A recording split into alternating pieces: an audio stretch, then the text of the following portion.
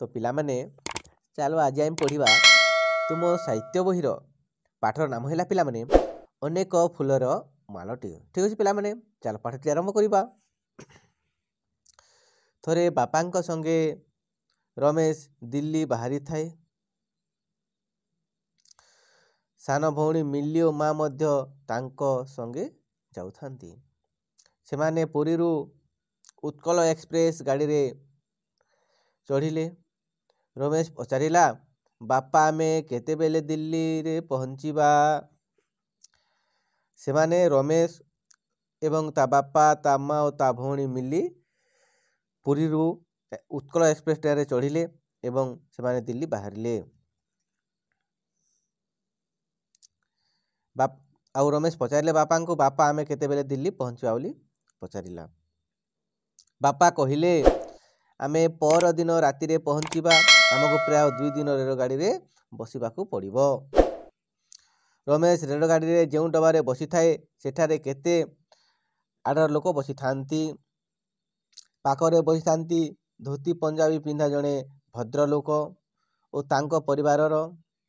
सेमानंकर कथबार्ता रमेश और मिली भल भाव बुझी पार न थांती। रमेश पचारिला बापा एमाने क्यों भाषा रे कथबार्ता हेउछंती। बापा कहिले सेमाने बंगला भाषा रे कथबार्ता हेउछंती। तू जानिछु पश्चिम बंग हेउछि आम ओडिशार एक पड़ोशी राज्य। सेमाने सेही राज्यर अधिवासी। आम ओडिशार लोक मानक सहित एमानंकर चालीचलन खाद्यपेय और पोशाक परिच्छेदर अनेक मेल रही। गाड़ी चली थाए। सकाले निदर उठी रमेश और मिली देखिले गाड़ी भितर बहुत नुआ नुआ लोक सेमाने हिंदी रे कथबार्ता हेउथांती। सेमानंकर भाषा बुझी अधिकांश धोती कुरुता पिंधि थांती। मुंडरे गांधी झरका बाटे बाहर को चाहिला बेलकू गछ गुड़ाक सुखिला सुखिला दिशुथाए। भूई टांगरा जना पड़ुथाए। बेले बेले आखिरे पड़ुथाए नुआनिया खपर साउणी घर। देख पिला माने एटा मिली एटा रमेश दुई जन बइछंती और से ट्रेन रे दिल्ली जाउछंती। ठीक अच्छी तमे केबे ट्रेन बइछ के पिला माने के बइछ हाथ टेक। हाँ ट्रेन रे गला बेले बहुत भल लगे पिला माने जानिछ ना। रमेश पचारिला बापा आम गाड़ी एबे क्यों राज्य दे जाउछि। बापा कहिले आमे वर्तमान झारखंड राज्य भितरे दे जाउछु। ऊपर बेला गाड़ी जाई बिलासपुर स्टेशन रे अटकी गला। सेटारे किछि नुआ लोक गाड़ी रे चढ़िले। बापा कहिले जानिछु रमु आमे वर्तमान छत्तीसगढ़ राज्य भितरे दे जाउछु। ए अंचलर लोक मानेंकर भाषा मध्य हिंदी। भात सहित रुटी खाइबा एमानंकर अभ्यास। तो ही आर दिन पहाड़ी अंचल दे गाड़ी चली थाए। एतिकी बेले मिली पचारिला बापा वर्तमान आमे केउठी। बापा कहिले एई तो आगकू धौलपुर स्टेशन आसुछि। आमे वर्तमान राजस्थान राज्यर सीमा भितरे। यह पूर्वर आमे मध्य प्रदेश भितरे देई आसिले। तुमे माने सोई पड़िथिलो। रमेश कहिला हो बापा राजस्थान कथा तो आम पढ़ा बहिले। राजस्थान आम भारतर एक वीरभूमि। एठिका राजपूत मानंकर वीरत्व हेउछि आम भारतर गौरव।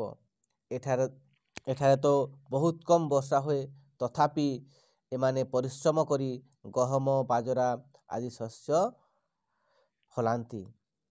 पुरुष मानंक मुंडरे पगड़ी सुंदर मानी थाए। एकाकार झियो मानंकर नुआ प्रकार पोशाक देखि मिली बहुत खुशी होई गला। किसी समय परे दूररू ताजमहल देखागला। रमेश आनंदरे अधीर हो पड़ुथाए। बापा कहिले एई देख दूररू ताजमहल देखा जाउछि। ताजमहल आग्रा शहर अवस्थित। आमे वर्तमान उत्तर प्रदेश दे जाउछु। ଏଠାକାର ଲୋକମାନେ ମଧ୍ୟ ହିନ୍ଦୀ କହନ୍ତି। ରୁଟି ଏମାନଙ୍କର ପ୍ରଧାନ ଖାଦ୍ୟ। ମିଲି କହିଲା, ବାପା ଅନେକ ରାଜ୍ୟର ଲୋକେ ତ ହିନ୍ଦୀ କହୁଛନ୍ତି। ପିଲାମାନେ ଦେଖ, ଏଇଟା ତାଜମହଲ। ପିଲାମାନେ ତାଜମହଲ କେଉଁଠାରେ ଅଛି? ପିଲାମାନେ ଦିଲ୍ଲୀର ଆଗ୍ରା ଠାରେ ଅଛି। ବାପା କହିଲେ, ହଁ, ଆମ ଭାରତର ସବୁଠାରୁ ବେଶୀ ଲୋକ ହିନ୍ଦୀ ଭାଷାରେ କଥାବାର୍ତ୍ତା କରନ୍ତି। ସେଥିପାଇଁ ପରା ହିନ୍ଦୀ ଆମର ରାଷ୍ଟ୍ରୀୟ ଭାଷା।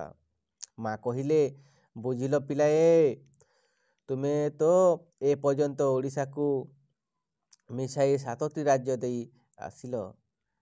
କେତେ ନୂଆ ଜାଗା, ନୂଆ ଲୋକ ଦେଖିଲ ଏବଂ ନୂଆ ଭାଷା ମଧ୍ୟ ଶୁଣିଲ। କେବଳ ଏତିକି ଭାଷା ନୁହେଁ, ଭାରତରେ ଆହୁରି ଅନେକ ଭାଷାଭାଷୀ ଲୋକ ଅଛନ୍ତି। ରମେଶ କହିଲା, ଭାରତରେ ଆଉ କି ଭାଷା ଅଛି? ଆମେ ତ କେବଳ ବଙ୍ଗଳା ଓ ହିନ୍ଦୀ ଭାଷାର ଲୋକମାନଙ୍କୁ ଭେଟିଲୁ। ମା କହିଲେ, ଉତ୍ତର ଭାରତରେ ହିନ୍ଦୀ ଭାଷାରେ କଥା କହୁଥିବା ଲୋକମାନଙ୍କର ସଂଖ୍ୟା ଅଧିକ। ପଞ୍ଜାବର ଲୋକ ପଞ୍ଜାବୀ ଭାଷାରେ ଏବଂ ଆସାମର ଲୋକ ଅସମୀୟ ଭାଷାରେ କଥା କହନ୍ତି। ସେହିଭଳି ଦକ୍ଷିଣ ଭାରତରେ ଆନ୍ଧ୍ରପ୍ରଦେଶର ଲୋକେ ତେଲୁଗୁ, ତାମିଲନାଡ଼ୁ ଲୋକେ ତାମିଲରେ, କର୍ଣ୍ଣାଟକ ଲୋକ କନ୍ନଡ଼ରେ, କେରଳ ଲୋକ ମାଲାୟାଲମରେ କଥାବାର୍ତ୍ତା କରୁଥିବା ବେଳେ ଗୁଜରାଟର ଲୋକ ଗୁଜରାଟୀ ଏବଂ ମହାରାଷ୍ଟ୍ରର ଲୋକ ମରାଠୀ ଭାଷାରେ କଥା କହନ୍ତି। ଏହା ବାହାରେ ଭାରତରେ ଆହୁରି ଅନେକ ଭାଷା ପ୍ରଚଳିତ ଅଛି। ରମେଶ ସବୁ ଶୁଣିସାରି କହିଲା, ବାଃ, ଆମ ଦେଶ ତ ଏକ ବିଚିତ୍ର ଦେଶ। ବିଭିନ୍ନ ରାଜ୍ୟରେ ବିଭିନ୍ନ ଭାଷା, ପୋଷାକ ପତ୍ର ମଧ୍ୟ ଭିନ୍ନ ଭିନ୍ନ।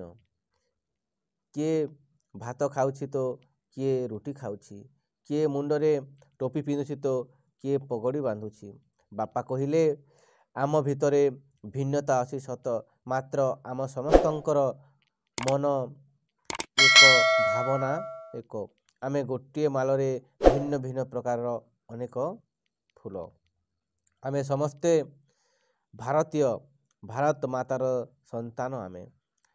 ସେଥିପାଇଁ ପରା ବହୁ ଦିନ ତଳେ ଜଣେ କବି ହିନ୍ଦୀ ଭାଷାରେ ଗୋଟିଏ କବିତା ଲେଖିଥିଲେ, ଯାହାର ପ୍ରଥମ ଧାଡ଼ିଟି ହେଉଛି, ସାରେ ଜହାଁ ସେ ଆଚ୍ଛା ହିନ୍ଦୁସ୍ତାଁ ହମାରା। ଏହାର ଅର୍ଥ ହେଉଛି, ପିଲାମାନେ, ସାରା ଜଗତରେ ଆମ ଭାରତ ହେଉଛି ସବୁଠାରୁ ଭଲ।